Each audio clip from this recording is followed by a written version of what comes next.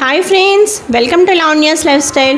ఈరోజు వీడియోలో పసుపు గణపతి పూజ ఏ విధంగా చేసుకోవాలో మనం ఈరోజు ఈ వీడియోలో తెలుసుకుందామండి. శ్రావణ మాసంలో వచ్చి శ్రావణ మంగళగౌరి వ్రతం చేయాలన్నా, వరలక్ష్మి వ్రతం చేయాలన్నా, వినాయక చవితి రోజు మహాగణపతికి పూజ చేయాలన్నా సరే, ఎటువంటి పూజ చేయాలన్నా సరే ముందుగా పసుపు గణపతి పూజ చేయకుండా అసలు ఏది మొదలు పెట్టకూడదు.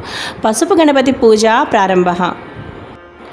ఇంటిలో ఈశాన్య మూలలో స్థలమును శుద్ధి చేసి అలికి బియ్యపు పిండితో గాని రంగుల చూర్ణములతో గాని ముగ్గులు పెట్టి దైవస్థాపన నిమిత్తమై ఒక పీటను వేయాలి. పీట మరీ ఎత్తుగా కానీ మరీ పల్లముగా కానీ ఉండకూడదు. పిదప ఆ పీటకు కూడా చక్కగా పసుపు రాసి కుంకుమతో బొట్టు పెట్టి బియ్యపు పిండితో ముగ్గు వేయాలి. సాధారణంగా అష్టదళ పద్మాన్నే వేస్తారు.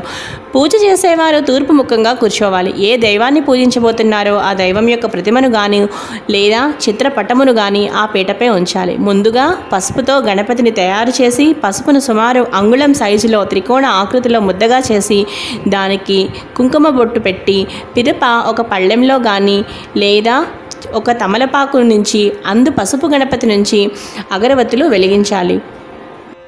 ఇప్పుడు మనం పసుపు గణపతి పూజ ఎలా చేయాలో తెలుసుకుందాం. ముందుగా దీపారాధన చేసి చక్కగా ఆచమనం చేసి సంకల్పం చెప్పుకోవాలి. ఇదంతా కూడా నేను నిత్య పూజా విధానంలో చెప్పానండి. ఆ వీడియోని మిస్ అయిన వాళ్ళు ఈ వీడియో అండ్ స్క్రీన్లో తప్పకుండా నేను సంకల్పం ఆచమనం గురించి నేను డీటెయిల్గా చెప్పాను, అదొకసారి వాచ్ చేయండి. దాని తర్వాత లఘు పూజగా మనం చక్కగా పసుపు కుంకుమ గంధ అక్షతలతో అలాగే నానావిధ పరిమళ పత్ర పుష్ప గంధాక్షతలతో చక్కగా ఓం మహాగణాధిపతయే నమః అని చెప్పుకుంటూ పూజను ప్రారంభించాలి. చక్కగా ఆ విధంగా అన్నీ, ఒకవేళ మీకు మంత్రాలు రాకపోయినా సరే చక్కగా ఓం మహాగణాధిపతయే నమః అనే ఒక చిన్న మంత్రం చెప్పుకుంటూ మీరు చక్కగా గంధాక్షలతో పూజించుకుంటూ అలాగే పసుపు కుంకుమ వేసుకుంటూ వినాయక స్తోత్రం తప్పకుండా చదువుకోవాలి. అలాగే చక్కగా ధూప దీపాలు కూడా ఒక్కసారి పసుపు గణపతికి చూపించి నైవేద్యంగా బెల్లం ముక్క అలాగే అరటిపళ్ళు నైవేద్యంగా పెట్టాలి. తర్వాత తాంబూలం పెట్టాలి.